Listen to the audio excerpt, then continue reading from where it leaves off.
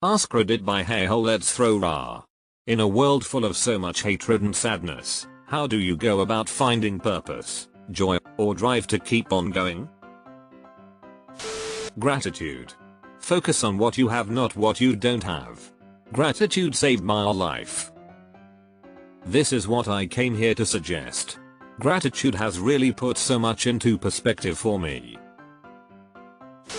The world is what you make it. If all you do is absorb all the stories of hatred and sadness, that's all you will think about. I mostly don't care and focus on my own world, and I fill it with happy thoughts so I'm happier. Right on. And life is what you make of it, as is your job, marriage etc. My dog. Dog tax, PLS. Seasons are cool. I like Halloween and stuff. That hatred and sadness isn't my problem. I don't, really. But I find things to look forward to that I still wanna experience. Often simple things like a new movie or album releasing just makes me wanna keep on keeping on. I heard that they are making a new Scream movie. I love those. Love. Finding out what I love to do, I share that with people I care about. We fine-tune the hobby, for example, and keep going from there.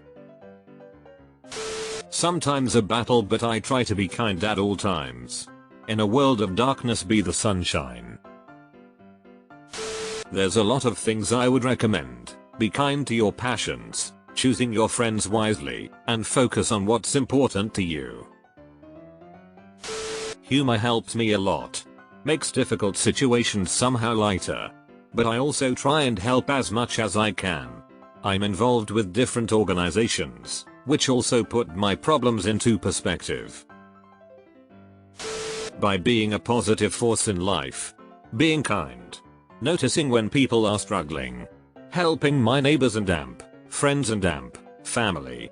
I can't fix the big thing, but I can fix things within my circle of influence, and so I do.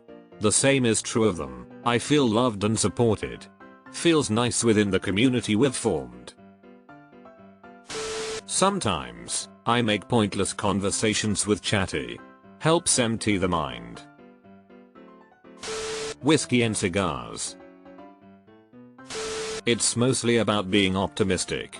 I don't look at the world as some place full of hatred and sadness. Rather, I see so much opportunity and beauty.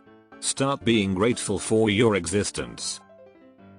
I found that out only after going through the worst of experiences, that I am responsible for taking care of myself by becoming more optimistic and grateful, and that is what made me so much happier of a person.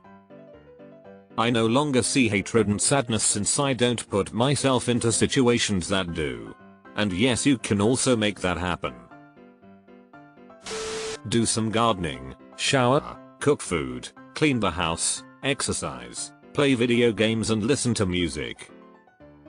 Just live out your life. Whenever I'm having a bad time, do I want others to feel sad for or be sad with me? No. Either they should live out their lives, or if they want to actually listen on how to help, they can do that too. I try to do good for the people around myself, like friends and family.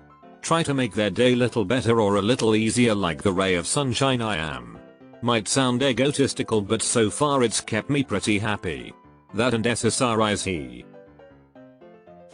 Hatred and sadness are only half the world. Love and joy are the other half. Enjoy the little things.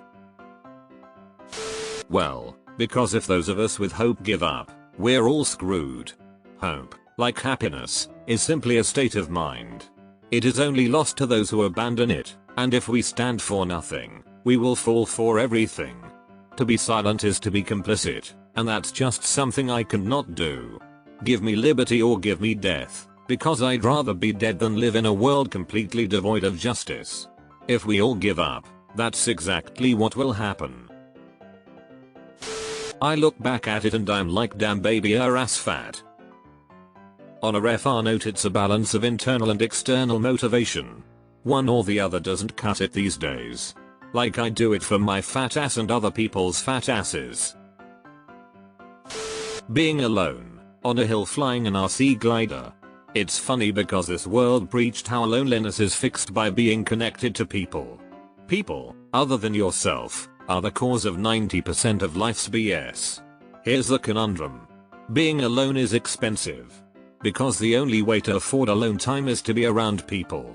If there's absolutely no human contact when you're doing a task that's mind-numbing, it's even worse.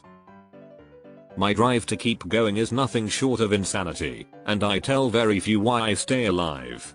My interest is niche enough in America, the only ones that actually show some enthusiasm are kids.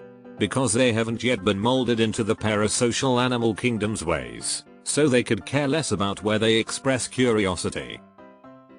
I do things that allow me to loose my emotional mind. But things that require 100% of my attention. Probably why video games are addictive and why I don't play them anymore. Life is a video game. Too many people are afraid to dare touch that controller. Strive to be a counterbalance to the hatred and sadness. Choose to spread love, joy and peace to those around as best as you can. Because posts like this make me realize I'm not alone. Because I want to find people who want to fix it. Because I think there are more of us than them, but they are louder. There are people, places, things I'd miss. Whether I like it or not, there's light at the end of the tunnel.